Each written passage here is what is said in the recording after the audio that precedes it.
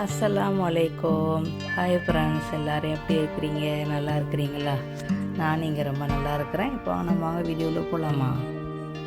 இன்றைக்கி நம்ம இந்தோனேசியன் ஃபேமஸான ஒரு ரெசிபி பார்க்க போகிறோம். அதாவது வெள்ளை கவுனி அரிசியை வச்சு நம்ம செய்ய போகிறோம். இது ஒரு மாதம்னாலும் கெட்டு போகாது அப்படின்னு சொல்லுவாங்க. ஏற்கனவே நம்ம இங்கே இந்தோனேசியாவுக்குலாம் போனோம்னா இந்த ரெசிபி இதை வாங்கி சாப்பிட்ருக்குறோம். இங்கே கொண்டுக்கிட்டு வருவோம். அது ரொம்ப நாளைக்கு தான் தாங்கும். இது எந்த அளவுக்கு தாங்கும் அப்படின்னு நம்மளுக்கு தெரியல. ஆனால் செஞ்சு சாப்பிட்டு பார்க்கலான்னு ஆசை வந்துச்சு. அதை நான் உங்களோட ஷேர் பண்ணுறேன்.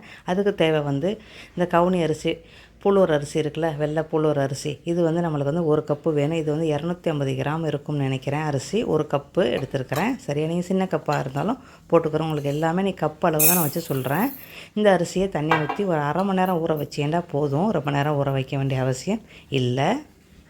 இந்த அரிசி இப்போ இந்தியாவில் கூட கிடைக்கிது. இப்போ டிபார்ட்மெண்ட் ஸ்டோரில் கூட கிடைக்கிது. அரை மணி நேரம் ஊறட்டும். அரை மணி நேரம் அரிச்சு அந்த தண்ணியை வடிச்சிட்டு நான் குக்கரில் தான், நான் எப்பவும் போல் குக்கரில் தான் செய்கிறேன். ஏன்னா தண்ணி மட்டும் அதிகமாக ஊற்றுறோம். இயற்கையாக கோய் வாஜிக்கு நான் எப்போவுமே எப்படின்னா செய்வேன் அப்படின்னா, ஒரு கப் அரிசிக்கு ஒரு கப்பு பால், தேங்காய் பால் போடுவேன். இது தண்ணி, அதாவது 2 கப்பு தண்ணி. ஒரு கப்பு அரிசிக்கு 2 கப்பு தண்ணி போட்டு கொஞ்சமாக உப்பு போட்டு பண்டான இலை ஒன்று போடுங்க. இல்லை பண்டானுடைய வாசம் வாங்கி வச்சுக்கிறோங்க அதோட இது. அப்புறம் குக்கரில் தட்டி விட்ருங்கப்பா.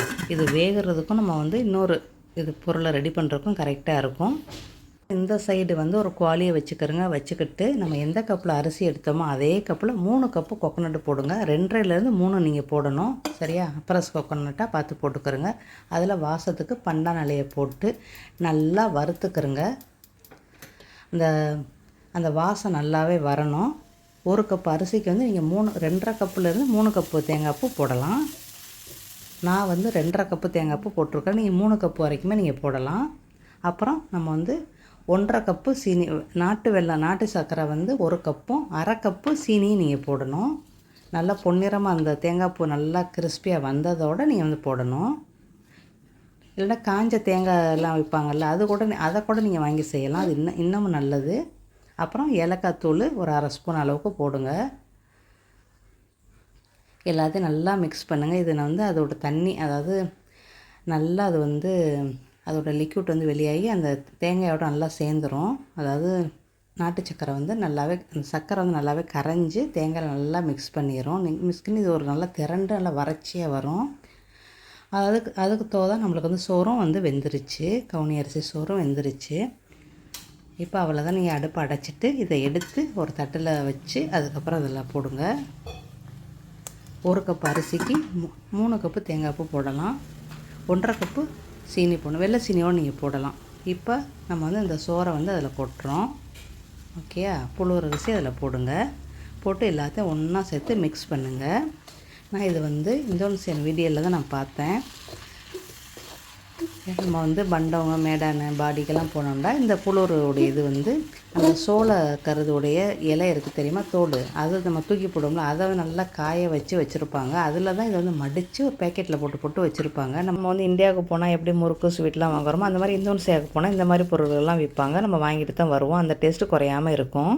இதில் நம்ம ஆக்கரக்காய் தூள், அது 1 ஸ்பூன், சின்ன ஸ்பூன் அளவுக்கு 1 ஸ்பூன் போடுறேன். இது இருந்தால் போடுங்க, இல்லைன்னா ஸ்கிப் பண்ணிடுங்க. இது போட்டாங்க, அவங்க என்னென்ன போட்டாங்களோ எல்லாத்தையும் நான் உங்களுக்கு சொல்லிட்டேன். ஏலக்காய் தூள் மட்டும் நான் எக்ஸ்ட்ரா போட்டிருக்கிறேன், அவ்வளோதான். இது நல்லா போட்டு இன்னும் ஒரு 2லேருந்து ஒரு 3 நிமிஷம் நல்லா கிண்டுங்க. பண்டானெல்லாம் எடுத்துடணும். நல்லா கிண்டி அது நல்லா திரண்டு அப்படியே நல்லா ஒன்றோட ஒன்றா நல்லாவே வரணும். இதில் அந்த பிசு தன்மை இருக்கும் இந்த அரிசியில். அவ்வளோதான், நம்மளுக்கு ரெடி ஆயிடுச்சு. அடுத்து நம்மளுக்கு சோளக்கருது உடைய அந்த இலை, அந்த தோலெல்லாம் இல்லை நம்மகிட்ட. அதனால் நான் பட்டர் பேப்பர் வச்சுருக்கிறேன். அந்த பட்டர் பேப்பரில் மடிக்கிறாங்க. அப்புறம் பிளாஸ்டிக்கில் மடிக்கிறாங்க. அந்த ஐஸ்கிரீம் பிளாஸ்டிக்கில் மடிக்கிறாங்க. அதுக்கப்புறம் மிட்டாய் பேப்பர், ஜருகை பேப்பர் மாதிரி இருக்குமே, அதில் மடிக்கிறாங்க. இந்த மாதிரி பல வகையில் செய்கிறாங்கப்பா. இப்போ நான் பட்டர் பேப்பர் எடுத்து வச்சுருக்கிறேன். பிளாஸ்டிக்கில் மடிக்கிறத விட நம்மளுக்கு பட்டர் பேப்பர் எனக்கு பெஸ்ட்டுன்னு பட்டுச்சு. அதனால் நான் அதில் மடிக்க, இந்த மாதிரி அவ்வளோதான். அதில் பிசு தன்மை அந்த அரிசியில் இருக்கிறதுனால அது நல்லாவே உங்களுக்கு ஒட்டிக்கிறோம். அவ்வளோதான், முடிஞ்சிருச்சு. இந்த மாதிரி ஒரு ரோல் மாதிரி நீங்கள் சுற்றலாம். அந்த மாதிரி வச்சு இப்படி சுற்றிட்டீங்கன்றாலும் அதுவும் ஓகே தான். இது ரொம்ப ஈஸியான ஒரு இது முறை. அதுக்கு தான் நான் உங்களுக்கு இதை சொல்கிறேன். இது கொஞ்சம் கஷ்டமாக இருந்துச்சு. இந்த மாதிரி 2 மூலையும் அப்படியே பிடிச்சி அப்படியே ஒட்டிட்டு, இந்த மூலையை பிடிச்சி இந்த சைடு வச்சு, அந்த மூலையை பிடிச்சி அந்த சைடு வைக்கணும். என்ன இது கரெக்டாக ஒட்ட மாட்டேங்குது. ரொம்ப கரெக்டாக செஞ்சால் தான் அது வந்து ஒட்டுது. ஓகேயா? இப்போ இது வந்து கொஞ்சம் கொஞ்சம் பெரிய பேப்பராக நான் வந்து வெட்டியிருக்கிறேன். இதில் வந்து நம்ம கொஞ்சம் கூடுதலாக நம்ம வந்து வைக்கலாம். நம்மளுக்கு இயற்கையாக வாங்கும்போது கடைகளில் வந்து இது நல்லா 1 ஸ்பூன் அளவுக்கு வச்சு தான் அவங்க வந்து அந்த சோளக்கருது இதில் மடித்து வைப்பாங்க. அது இருந்தால் கூட நீங்கள் அப்படி கூட மடித்து கூட வைக்கலாம். அவ்வளோதான், முடிஞ்சிருச்சு. இந்த மாதிரி பேப்பரில் மடிக்கிற முறை உங்களுக்கு சொல்கிறேன். இல்லை பேப்பர்லாம் வேண்டாம் அப்படின்னு நினச்சிங்க அப்படின்னா நம்ம ட்ரேயில் போட்டு நம்ம வந்து எப்பவும் போல் வெட்டி கூட நீங்கள் சாப்பிட்லாம். இது வந்து ரொம்ப நாளைக்கு தாங்கும் அப்படின்னு சொல்கிறாங்க. எந்த அளவு தாங்கும் அப்படின்னு நம்மளுக்கு தெரியலை. இப்போ நம்ம வந்து இந்த ட்ரேயில் வந்து நம்ம போடுறோம். ஆனால் கடையில் வாங்கிட்டு வர்றது ரொம்ப நாளைக்கு தாங்குது. இந்தோனேசியாவுக்குலாம் போயிட்டு வாங்கிட்டு வந்தாங்க அப்படின்னா ரொம்ப நாளைக்கு தாங்குது. அது 1 மாதம் 1.5 மாதம் கூட கெட்டு போக மாட்டேங்குது, நல்லாவே இருக்குது. இது ட்ரேயில் போட்டது கரெக்டாக 1 மணி நேரம் இல்லை 1/2 மணி நேரத்தில் நீங்கள் கட்டி பண்ணி சூப்பராக சாப்பிட்றலாம். ரொம்ப டேஸ்ட்டு ரொம்ப வேறு லெவலில் இருந்துச்சு. நீங்களும் ட்ரை பண்ணி பாருங்கள். அந்த பேப்பரில் இருக்கிறத ஒரு பாட்டிலில் போட்டு வச்சுக்கிறோங்க. உங்களுக்கு பயமாக இருந்துச்சுன்னா ஐஸ் பெட்டிக்கில் போட்டு வச்சுக்கிட்டு அப்பப்போ யாவும் வரையில் எடுத்து சாப்பிடுங்க. இது நம்மளுக்கு 3 பீசஸ் முடிஞ்சிருச்சு. டேஸ்ட்டு வந்து வேறு லெவலில் இருந்துச்சு. நீங்களும் ட்ரை பண்ணி பார்க்குறீங்களா? அடுத்த பதிவில் சந்திக்கலாம். வளமுடன். அஸ்ஸலாமு அலைக்கும்.